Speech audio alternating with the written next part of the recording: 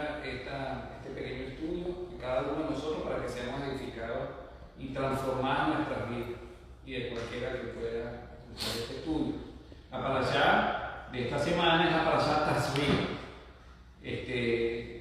Estamos en un día muy especial, un trabajo muy especial, porque hoy es primero de Nisan, el primero de Aviv, es el primero de los años del calendario religioso de la Torá, y les deseamos a todos que tengan un feliz año y un feliz inicio de mes. Gracias. Esta parashá se encuentra en Vaikra Levítico, capítulos 12 y capítulo 13. Tazria significa conciba o concebir. Tazria habla de concebir, de generar una semilla. Y vamos a dividir este estudio como son 2 capítulos nada más, vamos a ver los 2 capítulos. El primer capítulo tiene que ver con todo lo relacionado con todas las instrucciones y los procedimientos para una mujer que sale embarazada y da a luz un hijo. El segundo capítulo tiene que ver con la Sraat, que es la lepra, o mal llamada lepra, porque no es la lepra que comúnmente nosotros conocemos, ¿no? Y todo esto está enmarcado, dándole continuidad a lo que hemos venido estudiando, que tiene que ver con la santidad de Dios, saber diferenciar entre lo santo y lo profano, habíamos dicho inmundo o impuro y puro, pero no es la traducción que más, que mejor se puede entender. Así que voy a tratar de utilizar los términos hebreos, que es también, que es no apto, no compatible con la santidad del Eterno, y tajor, que es apto o compatible con la santidad del Eterno. Uno es desordenado y otro es ordenado, ¿no? Para que no nos confundamos con los términos en español, y podamos quizás comprender un poco más lo que Dios quiere decirnos en el día de hoy. Entonces vamos a leer en el capítulo 12 los versículos 1 y 2, capítulo, por favor. Y Hashem habló a Moshe, diciendo: habla a los hijos de Israel y diles cuando una mujer conciba y dé a luz a un varón. Quedará Betaminá por 7 días, como en los días de su menstruación, será Tilma. O sea, esas 2 palabras son palabras derivadas de también, que habla de que va a estar en un desorden en su vida y que la va a hacer incompatible para las cosas sagradas del templo o incompatible con la santidad de Dios. Pero es como que difícil de entender esto, porque el salir embarazada y dar a luz un hijo verdaderamente es un milagro. Y no solamente porque es un milagro de la vida, y no solamente es un milagro, sino que es un mandato de Dios que le dio a Adán y a Eva de que se unieran y se reprodujeran. Igual le ordenó él a los animales, le ordenó a él a las plantas.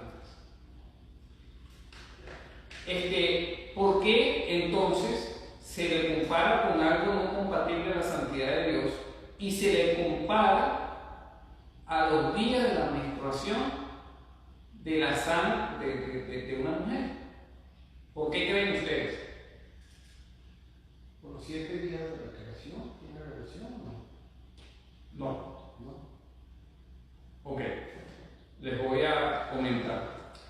Dios le ordenó a Adán y a Eva que tuvieran hijos a la imagen y a la semejanza de Dios, porque Adán había sido hecho a la imagen y a la semejanza de Dios. ¿Qué sucede?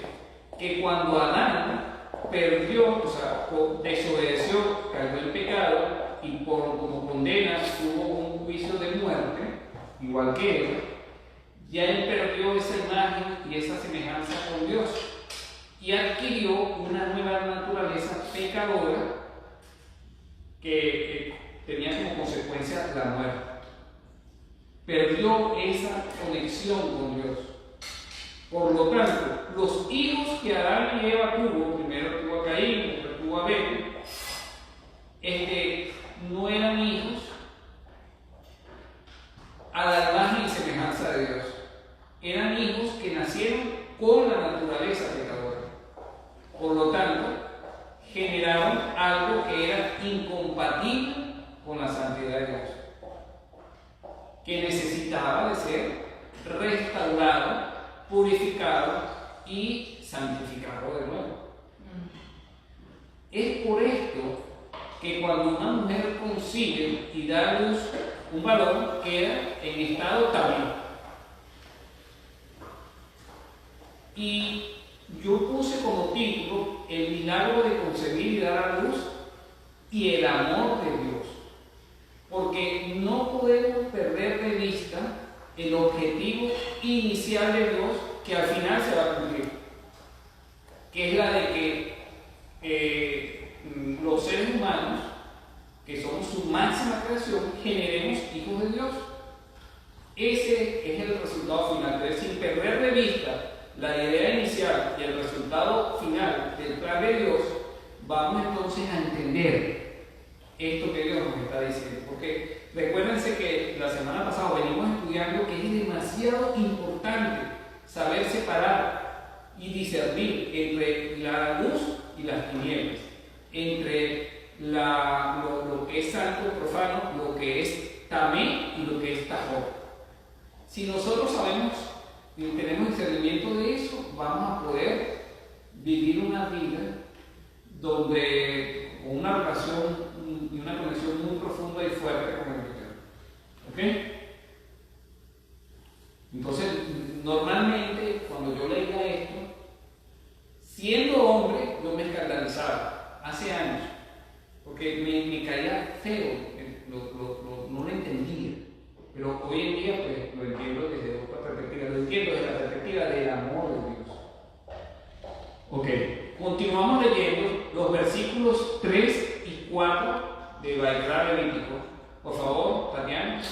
Al octavo día la carne del prepucio del niño será circuncidada, y ella permanecerá en la sangre de su tahorá por 33 días.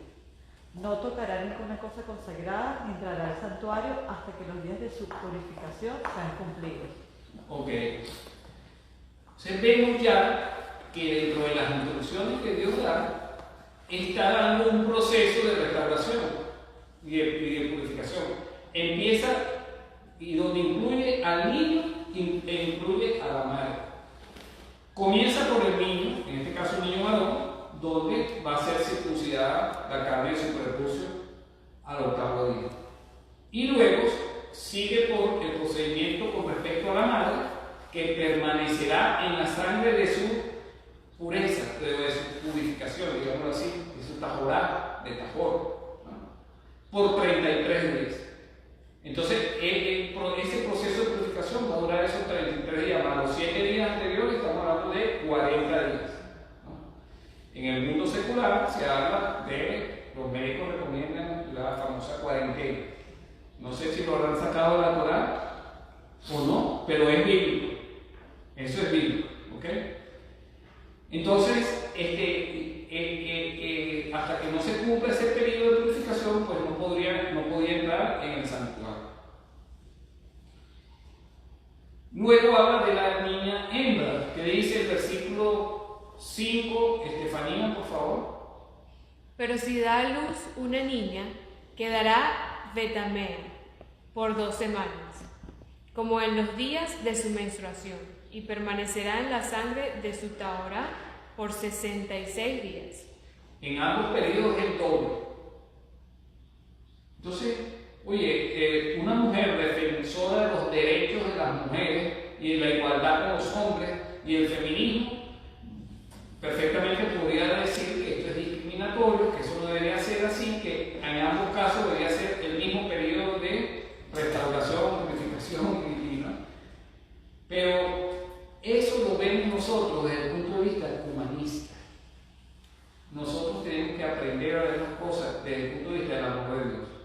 Yo les voy a hacer un experimento que yo no he hablado de esto con los niños, pero yo lo voy a preguntar por un momento a Alfonso. ¿Que te operen y te quiten un pedazo de tu cuerpo o que no lo hagan? Yo creo que depende de la situación. Pero dime, contéstame rápidamente. En general. Sí. Que si te operen y te quiten un pedazo de tu cuerpo. Es chévere eso. No. Ok, Renata. ¿Qué prefieres tú? ¿Que te operen y te quiten un pedazo de tu cuerpo o no? Que no, ¿verdad? Entonces, es discriminatorio para las niñas. Si lo vemos desde el punto de vista de lo que ellos están respondiendo, pues al varón le tienen que quitar un pedazo del cuerpo y a la niña no. Ahora, Alfonso o Renata, si tú hubieses tenido conciencia cuando naciste, ¿qué prefieres tú? ¿Que tu mamá se quede contigo durante 80 días después de que tú hayas nacido para cuidarte y protegerte y pasar más tiempo contigo? ¿O que se haya ido a trabajar a los 40 días, por ejemplo? Que pase más tiempo contigo, ¿verdad? 80 días es mejor, así la disfrutas más, ¿verdad? Y ella te cuida mejor. Bueno, entonces, ¿es algo malo para la mujer o es algo bueno? Es bueno. Entonces, depende como nosotros veamos las cosas, vamos a poder entender mejor la mente de Dios y el amor de Dios. No es discriminatorio. Dios conoce lo que nos conoce a nosotros que somos su creación y conoce nuestras necesidades. Cuando Dios declara que una mujer está en estado también después de concebir y dar a luz un hijo, sea varón o sea hembra, una de las razones es porque indudablemente el cuerpo de la mujer ha sufrido un proceso de transformación tan grande y en el momento de dar a la luz el proceso se revierte de una manera pues violenta, se genera un vacío en su cuerpo y el cuerpo empieza a expulsar una cantidad de sustancias que es necesaria para que se purifique por dentro, porque si esa placenta se queda dentro, si esa sangre se queda dentro, si todo eso se queda dentro, se intoxica, se contamina y muere. Entonces, desde el punto de vista estrictamente fisiológico, es un proceso de limpieza indispensable para proteger la vida de la madre. Desde el punto de vista del niño, la mujer empieza a pasar por un proceso hasta que de normalización hormonal, hasta que llega al punto de que está disponible de nuevo para tener intimidad con su esposo y para volver a salir embarazada. Si no cumple con esos términos de tiempo, y sale embarazada, su vida y la del próximo bebé corre peligro, porque no está suficientemente ordenada, no está suficientemente apta y capacitada para estar fuera de peligro. Por lo tanto, si la mujer se reintegra a sus actividades de trabajo normal, si se reintegran las actividades de su ministerio en la congregación, la sinagoga, la iglesia, de manera normal, pues puede caer en un estado de riesgo de su propia salud, en cuanto al esfuerzo que pueda hacer y todo ese tipo de cosas. Y para el niño es indispensable ese contacto con la mamá, donde la madre le presta toda su atención al hijo varón o a la hija hembra. Por lo tanto, esta Torá con respecto, esta ley con respecto a las mujeres que salen embarazadas y dan a luz, es una muestra del amor de Dios por todos nosotros.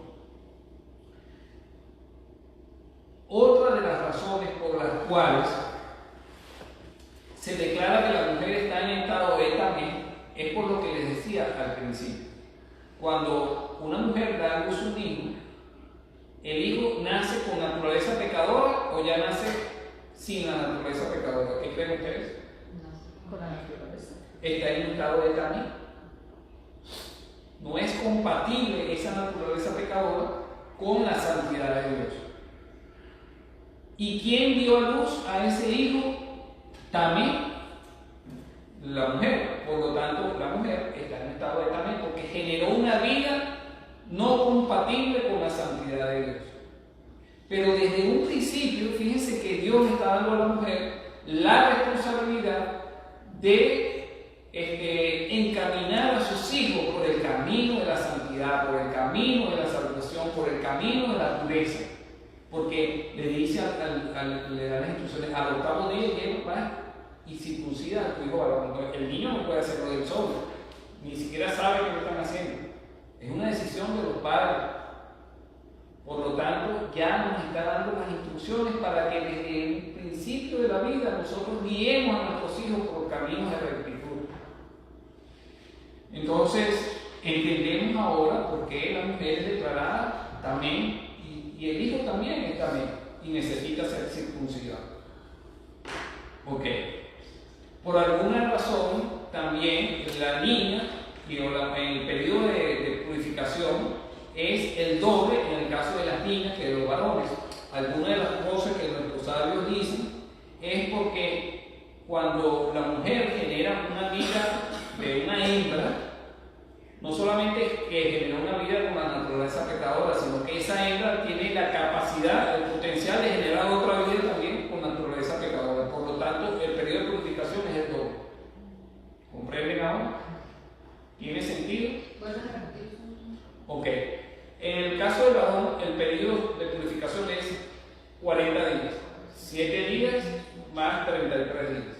¿No? El octavo día, que es la circuncisión, es parte de los 33 días. En el caso de la hembra, los periodos son 2 semanas más 66 días, por lo cual eso suma 80 días. Es el doble. ¿Por qué es el doble? En el caso del varón, la mujer dio a luz un hijo con naturaleza pecadora. Pero en el caso de la hembra, la mujer dio a luz una hija con naturaleza pecadora con el potencial de generar otra vida con naturaleza pecadora. Por lo tanto, es el doble. ¿Ok? Continuamos aclarando esto. Por eso quise poner como título el amor de Dios y saber diferenciar entre lo que es tamén y lo que es tajor.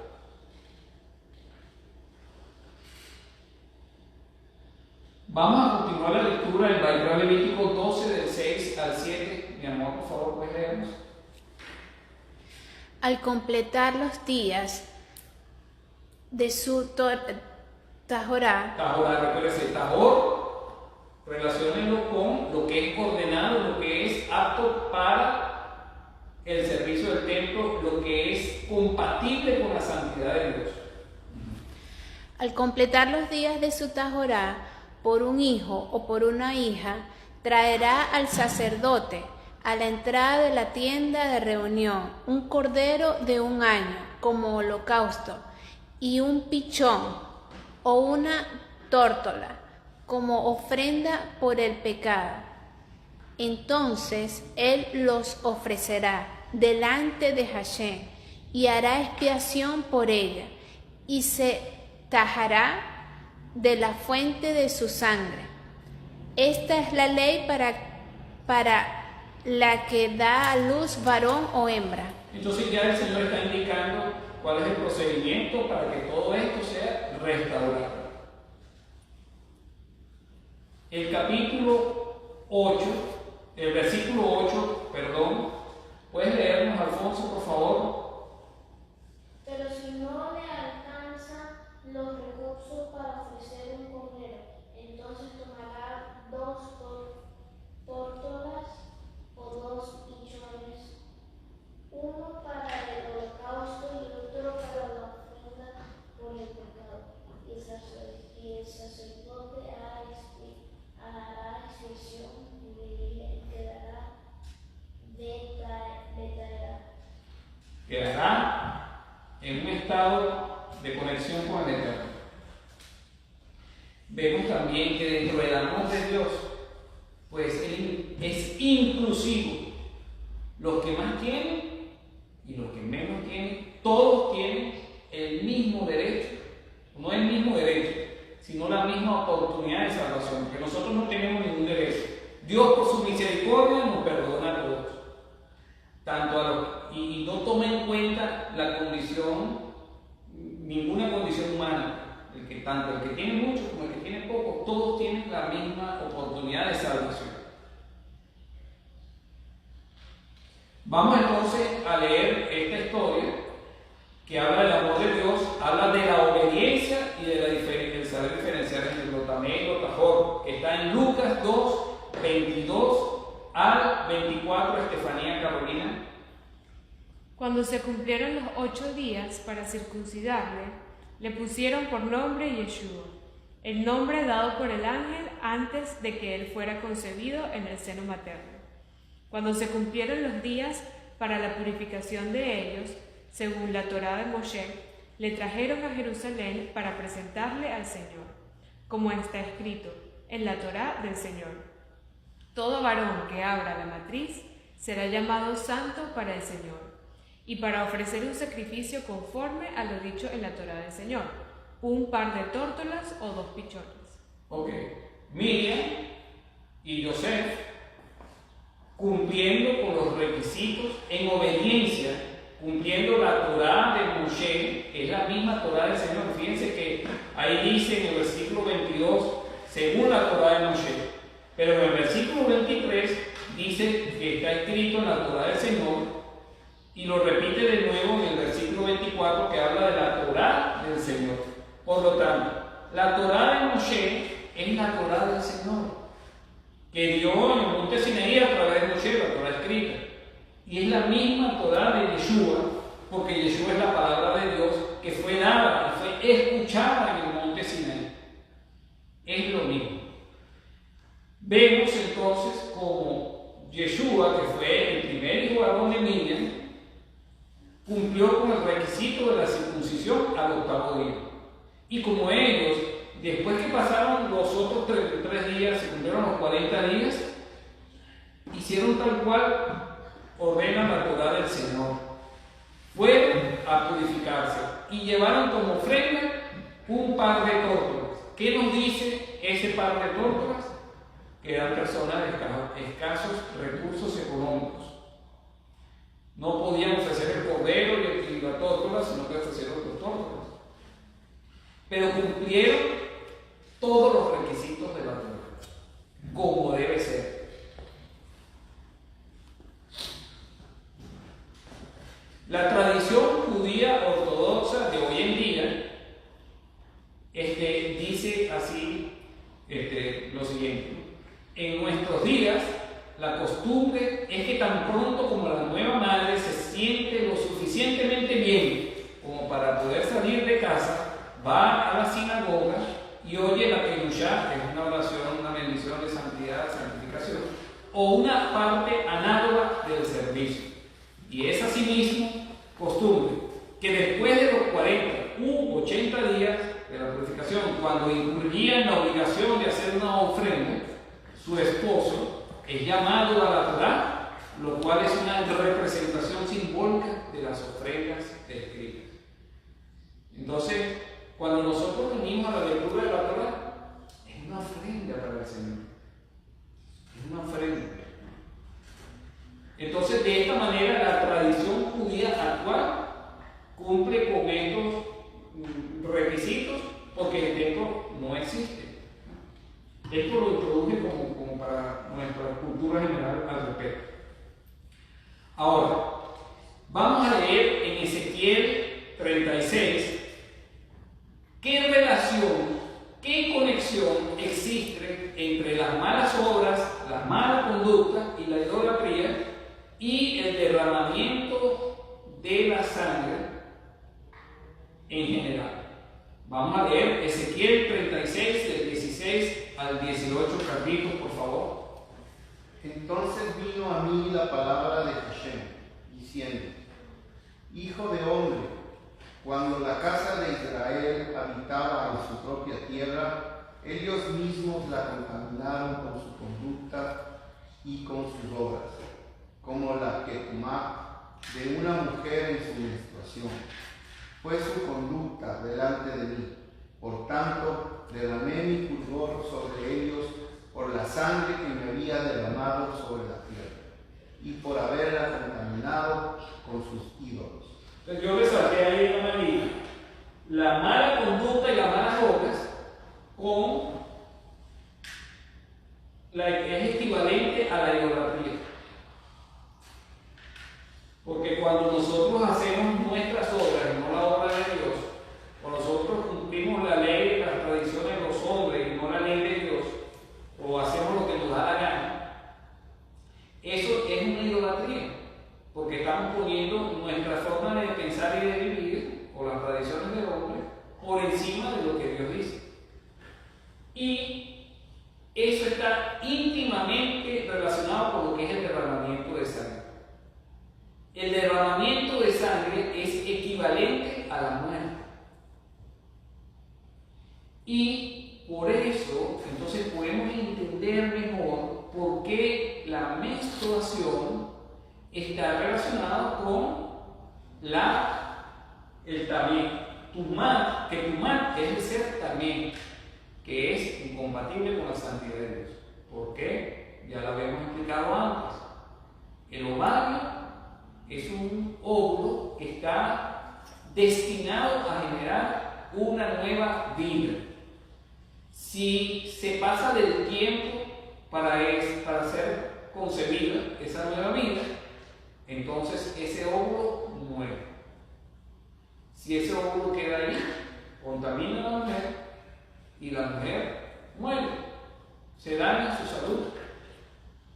Por lo tanto, en la inmensa sabiduría y amor de Dios, Él genera un proceso de limpieza del propio organismo, que es la menstruación. Y entonces el cuerpo genera ese derramamiento de sangre. Ese derramamiento de sangre está relacionado con la muerte. Eso es, y la muerte es incompatible con Dios. No, la muerte espiritual. La muerte ni la muerte física y espiritual es incompatible con la santidad de Dios. Entonces, fíjense que aquí compara la conducta o la mala conducta y las obras con la sangre derramada en la menstruación. Por lo tanto, Dios derrama su flor por la sangre que se derrama en la tierra. Cuando se derramó la sangre de Abel, Dios le dijo a Caín que la sangre de Abel clamaba por justicia y esa sangre contaminó la tierra. Porque es la evidencia de la muerte. Entonces entendemos ahora la relación que hay entre la mala conducta y las obras con la idolatría y el derramamiento de sangre, sea producto de una muerte de un ser humano o de la muerte de un potencial ser humano, hablando de la menstruación, porque el que muere es un potencial ser humano. ¿Ok? Seguimos leyendo en Ezequiel los versículos 19 al 21, Estefanía, por favor. Los esparcí entre las naciones y fueron dispersados por las tierras. Conforme a sus caminos y a sus obras los juzgué. Cuando llegaron a las naciones a donde fueron, profanaron mi santo nombre, porque de ellos se decía: estos son el pueblo de Hashem, y han salido de su tierra. Pero yo he tenido compasión de mi santo nombre, que la causa de Israel había profanado entre las naciones a donde fueron. Ok, la consecuencia de nuestras malas obras y nuestras malas conductas que generaron la idolatría en nuestras vidas fue que el Señor nos dispersó por todas las naciones del mundo. Pero al dispersarnos por todas las naciones del mundo, esos gentiles idólatras, cuando ven al pueblo de Dios llegando a sus naciones, y ellos se preguntaron: ¿y estos no son los hijos de Israel? ¿Estos no son el pueblo de Hashem? ¿Qué hacen aquí? Porque, por ejemplo, la diáspora venezolana hoy en día está saliendo de Venezuela lleno de humillación, lleno de dolor y sufrimiento, lleno de angustia, Así fue dispersa las tribus de Israel por todas las naciones del mundo, producto de la idolatría, con humillación. Y a las naciones al verlo, prácticamente dicen, bueno, este es el Dios, este es el pueblo de Hashem. Imagínense, profanando el nombre del Eterno. Pero Dios transforma la muerte en vida. Y ya vamos a ver en los siguientes versículos. Mi amor, por favor, puedes leernos desde el versículo 22 al versículo 23 de Ezequiel 36. Por tanto, di a la casa de Israel, así dice el Señor Hashem, no es por vosotros, casa de Israel, que voy a actuar, sino por mi santo nombre, que habéis profanado entre las naciones, a donde fuisteis. Vindicaré la santidad de mi gran nombre, profanado entre los gentiles, el cual vosotros habéis profanado en medio de ellas. Entonces las naciones sabrán que yo soy Hashem, declara el Señor Hashem, cuando demuestre mi santidad entre vosotros a la vista de ellas. Entonces fíjense que salvo y bueno es nuestro Dios, que utiliza la desobediencia de su pueblo para esparcirlo a través de las naciones, y cuando su nombre es profanado entre los gentiles, entonces Él actúa para restaurar la santidad de su nombre. Y entonces en ese momento los gentiles de las naciones se dan cuenta de que Hashem es el único verdadero Dios. Él utilizó la dispersión y la disciplina de sus hijos para rescatar a los gentiles idólatras de entre todas las naciones de la tierra. Qué grandioso el plan de Dios, va más allá de toda nuestra comprensión y entendimiento. Seguimos leyendo los versículos del 24 al 25, Tatiana. Porque os tomaré de las naciones, os recogeré de todas las tierras y os llevaré a vuestra propia tierra. Entonces os roceré con agua limpia y quedaréis tahaurí de todas nuestras tumores pequeños. De todas nuestras impurezas, digamos así. Y de todos vuestros ídolos os atajaré. Nos limpiará, ¿no? Atajer, o sea, nos restaurará a la posición que es compatible con su santidad. Y fíjense que esta palabra es tajer, ¿no? Las últimas tres letras. Pero atajer es una letra alef, que representa a Dios. O sea, Dios es el que hace esa obra de limpieza por nosotros, porque nosotros no podemos limpiarnos a nosotros mismos. ¿Ven? La alef y tajor, ¿no? Atajer. Es Él el que nos limpia. No, que de una manera. Entonces os roceré con agua limpia y quedaréis limpios. No. Y quedaremos limpios. De todas vuestras iniquidades. De todas nuestras impurezas. Y de todos vuestros ídolos os atajer, o sea que nos va a poner tajor, nos va a poner compatibles con su santidad, pero es Él, porque está la alef del primero. Es Él el que hace esa obra, no es una obra nuestra, es por gracia y no por obras. Y Él lo está haciendo para restaurar la santidad de su nombre, no por nosotros, porque nosotros no nos lo merecemos. Es que Él no puede permitir que su nombre sea profanado. Entonces nos lavará con agua que brota para la vida eterna, por su ternura, por su amor. Luego continuamos los versículos 26 al 28, Juanita, por favor. Además os daré un corazón nuevo y pondré un espíritu nuevo dentro de vosotros. Quitaré de vuestra carne el corazón de piedra y os daré un corazón de carne. Pondré dentro de vosotros mi espíritu y haré que andéis en mis estatutos y que cumpláis cuidadosamente mis ordenanzas. Habitaréis en la tierra que di a vuestros padres. y seréis mi pueblo y yo seré vuestro Elohim. Amén. Qué bueno es Dios. El nuevo nacimiento. ¿Para qué? ¿Para qué pone su espíritu entre nosotros? ¿Para que hagamos lo que nos dé la gana? No, para que andemos dentro de sus estatutos, dentro de sus ordenanzas, dentro de la Torá. No es para que hagamos cualquier cosa, ¿no? Esa es la novedad del pacto. Poner su espíritu dentro de nosotros y darnos un nuevo corazón. Ahora, vamos a resumir esta primera parte, que es el capítulo 12.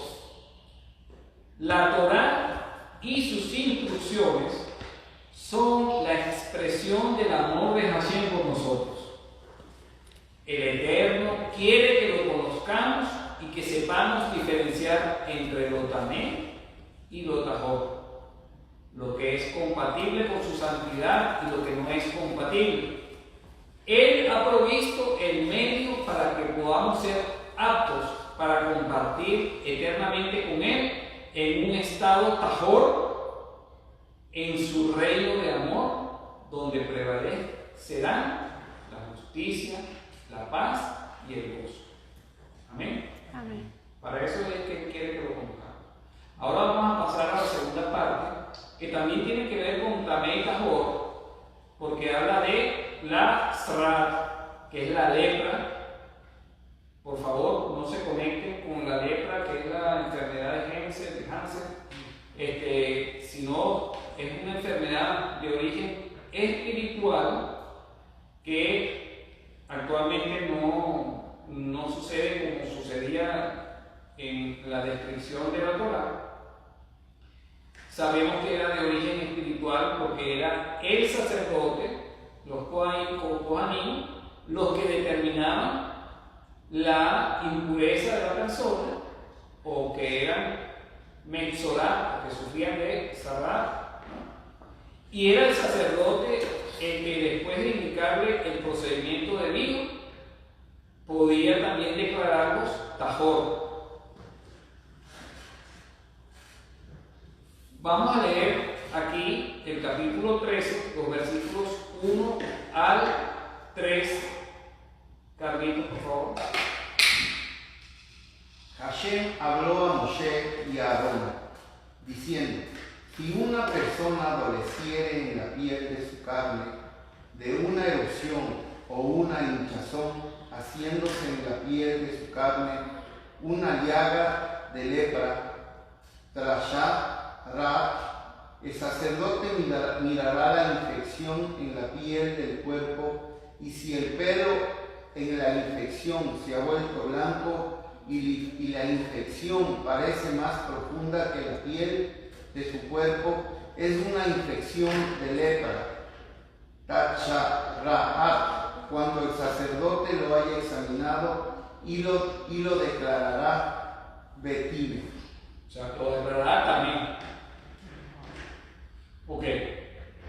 Luego siguen en el capítulo 13 una cantidad de detalles de diferentes situaciones donde el sacerdote verifica y declara si también o si está rojo. Y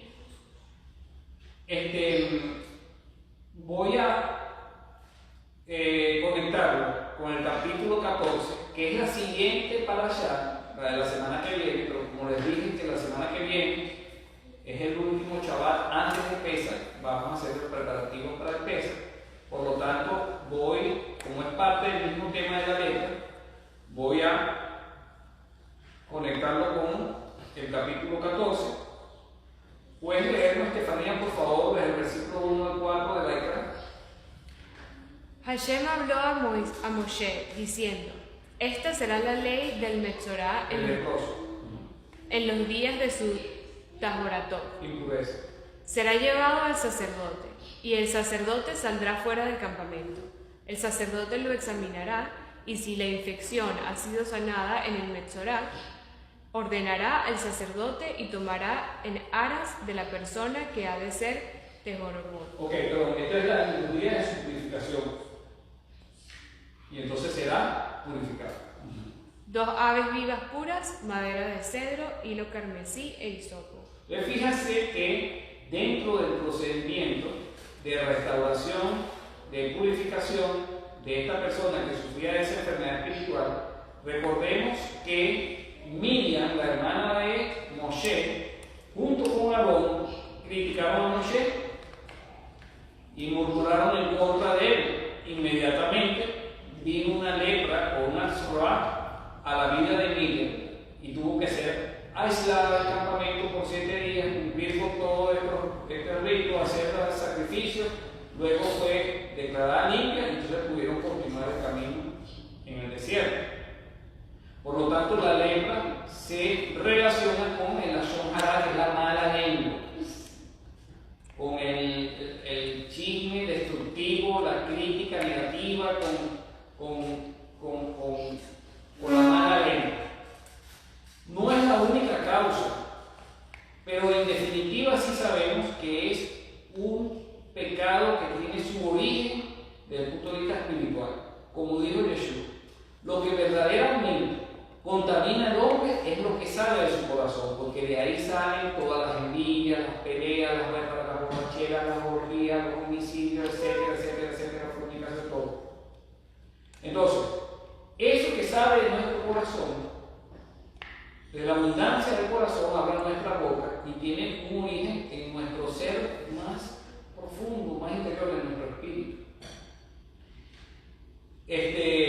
Podríamos entonces relacionar el pecado que sale de nuestro corazón con la Metzorah, con la Zorah. Entonces, dentro del procedimiento, yo quise resaltar estos elementos: el hilo carmesí y el hisopo, ¿no? Ya van a ver por qué lo estoy relacionando. Vamos a irnos a Hebreos 9, del 18 al 20, con respecto al procedimiento que Dios le dio a Moshe para establecer el primer pacto en el monte Sinaí. ¿Puedes leernos quién me dio ahorita? Mi amor, por favor. Versículos 18 al 20 de Hebreos 9. Por tanto, ni aún el primer pacto se inauguró sin sangre, porque cuando Moshe terminó de promulgar todos los mandamientos a todo el pueblo, conforme a la Torá, tomó la sangre de los becerros y de los machos cabríos, con agua, lana escarlata e hisopo, y roció el libro mismo y a todo el pueblo, diciendo: esta es la sangre del pacto que Dios os ordenó. Ok. El primer pacto fue sellado con sangre, ¿no? De los becerros, los machos cabríos, con agua, con lana escarlata e hisopo, que eran los mismos elementos de la purificación del leproso: hilo carmesí e hisopo, lana escarlata e hisopo, es lo mismo elemento. Entonces, el primer pacto se hizo con esos elementos, y esa es la sangre que Dios ordenó para el pacto.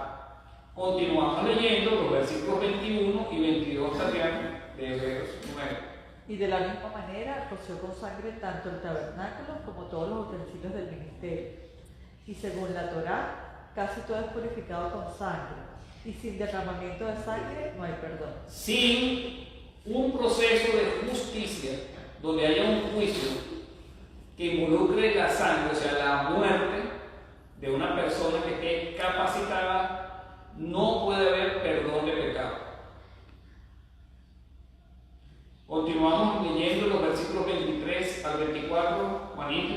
Por tanto, fue necesario que las representaciones de las cosas en los cielos fueran purificadas de esta manera, pero las cosas celestiales mismas con mejores sacrificios que estos, porque Cristo no entró en un lugar santo hecho por manos, una representación del verdadero, sino en el cielo mismo, para presentarse ahora en la presencia de Dios por nosotros. Es decir, el tabernáculo de Moshe era una representación del tabernáculo celestial que se inauguró con la sangre de los animales. Pero el tabernáculo verdadero, que es celestial, fue donde Yeshua entró, no con la sangre sangre de los animales, sino con su propia sangre. Continuamos leyendo los versículos 25 y 26. Abraham, por favor, puedes leernos. Párate más acá para que estés más cómodo. No, yo voy a ver. Ok. Y no para ofrecerse a sí mismo muchas veces, como el sumo sacerdote entra al lugar santísimo cada año con sangre ajena. De otra manera, le hubiera sido necesario sufrir muchas veces desde la fundación del mundo. Pero ahora, una sola vez en la consumación de los siglos, se ha manifestado para destruir el pecado por el sacrificio de sí mismo. Amén, amén. Este es el procedimiento entonces para el establecimiento del nuevo pacto, lo que estamos leyendo. Y si continuamos leyendo en Hebreos 9, del 27 al 28, podemos completar la idea. Renata, mi amor, por favor, pues, danos el honor de escuchar tu hermosa y melodiosa voz. Sí, por favor. Y así como está decretado que los hombres mueran una sola vez, y después de este el juicio,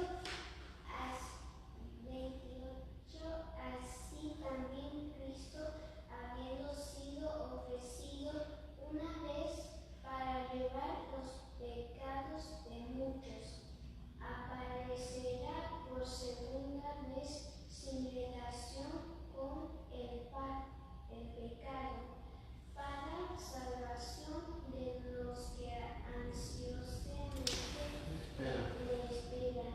Todos nosotros esperamos ansiosamente la manifestación del Mesías sin relación con el pecado. Por la primera vez que Él vino fue relacionado con el pecado porque Él cargó con el pecado de todos nosotros.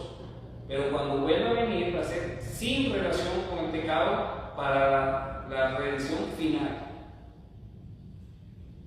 Ok, ahora vamos a leer el Salmo 51:7. Juanita, ¿puedes leernos, por favor? Esta es la oración de David, del rey David, que después de estar arrepentido por los pecados cometidos. Purifícame con hisopo y seré limpio. Lávame y seré más blanco que la nieve. La lana carmesí habla de la sangre. La sangre del Mesías, la sangre nuestra, está contaminada de pecado. Pero la sangre del Mesías es pura. Cuando la sangre del Mesías entra en contacto con nosotros, nos limpia. Y entonces somos más blancos que la nieve. Esa es la lana, el hilo carmesí, o la lana escarlata, y el hisopo, ¿no? Es el procedimiento con el que Yeshua nos limpia y nos lava, nos purifica. ¿Me dejas decir algo? Ok. Entonces, teniendo todo esto como marco, quiero leerles un extracto que saqué de una página judía ortodoxa, Chabad, de Chabad.com, que habla sobre la relación entre el Mesías y la ley, ¿no? Este título se lo puse yo, pero todo esto lo extraje literalmente, lo voy a leer de la página web de Chabad.com, porque tradicionalmente nuestros hermanos judíos ortodoxos, cuando nosotros le hablamos de Isaías 53 como las profecías mesiánicas que hablan específicamente de Yeshua, ellos dicen que eso no tiene relación con el Mesías, sino con el pueblo de Israel. Aquí se está haciendo referencia al pueblo de Israel y no al Mesías. Pero eso no es cierto, porque esto se extrae, esto lo que lo va a leer, como lo van a ver, de la propia Torá oral del pueblo judío ortodoxo. Entonces dice así: en términos sencillos, el leproso es una persona enferma con una impureza de una lepra, de una lepra específica. Por eso es de sumo asombro que cuando la Guemará, que es parte de la Torá oral, pregunta sobre el Mashiach, ¿cuál es su nombre? Responde el leproso. Según Sanedrín 98b. Si ustedes buscan en la Mishnah, Sanedrín 98b, van a encontrar esta historia.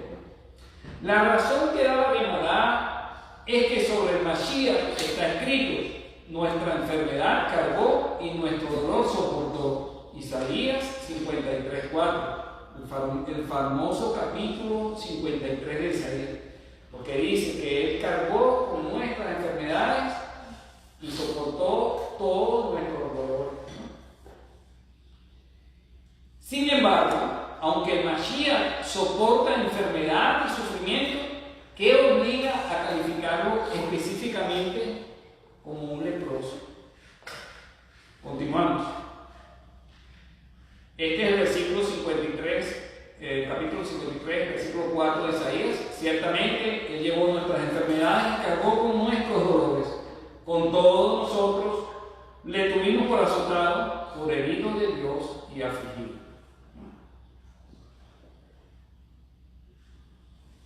Pues nos salió ahí, aquí dice el templo, el leproso. También el sagrado templo es identificado como leproso.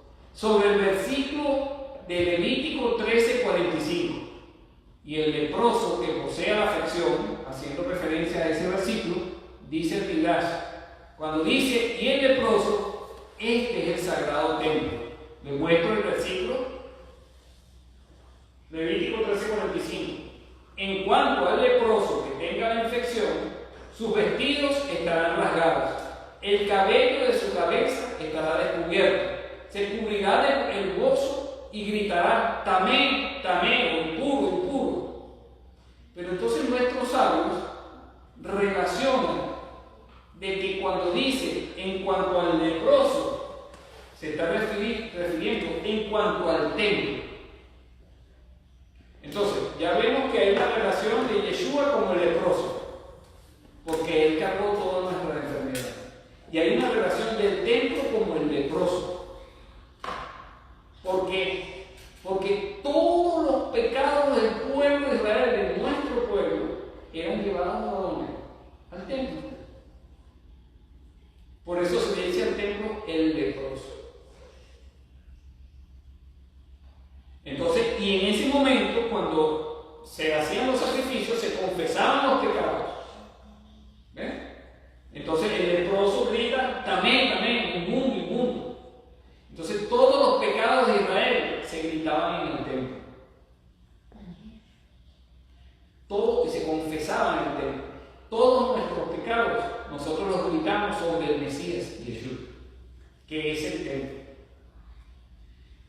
Ok, continúa la lectura. Dice: la explicación del tema está ligado al sentido interior de las afecciones leprosas.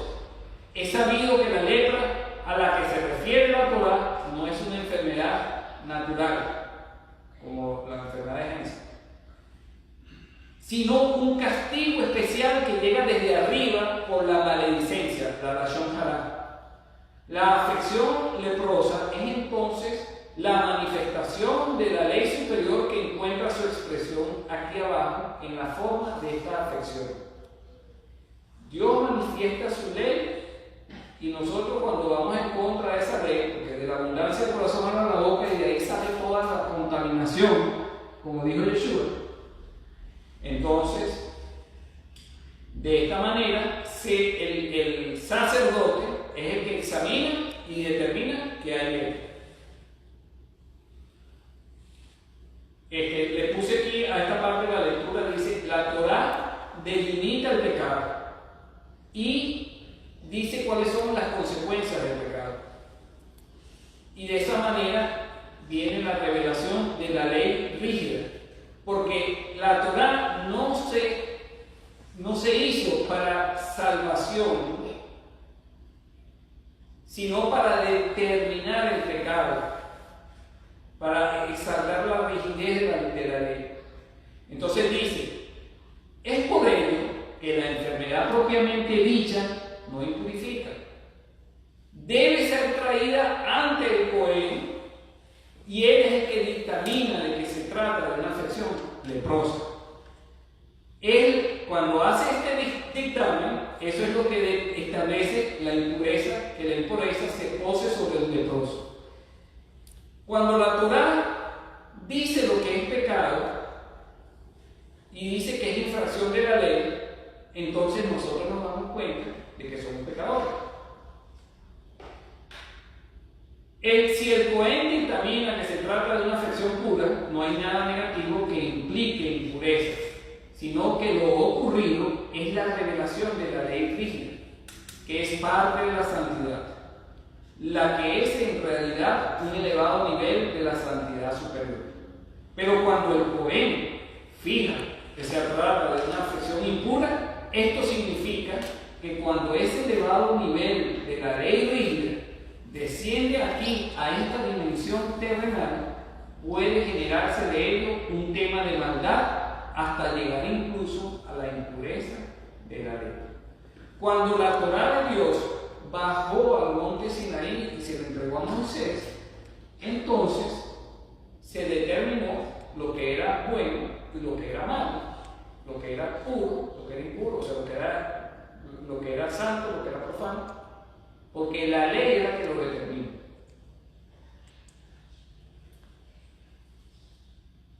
Continuamos.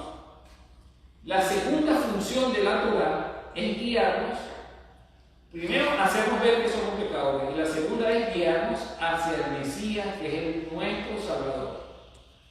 Continúa la lectura, dice, el atributo de ley en su raíz mística no tiene como objetivo castigar o impedir el flujo de bondad, sino todo lo contrario. Por supuesto, cuando la Torá nos hace ver que nosotros somos pecadores, ¿para qué? Para destruirnos.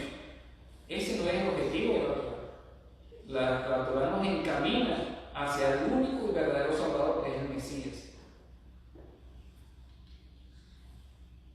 Se llama Gedurá, fortaleza, porque implica un fortalecimiento del flujo, solo que cuando el receptor aquí abajo no está en condiciones de recibir y contener un flujo de tal magnitud, se genera como consecuencia una situación de ley, límite y contracción.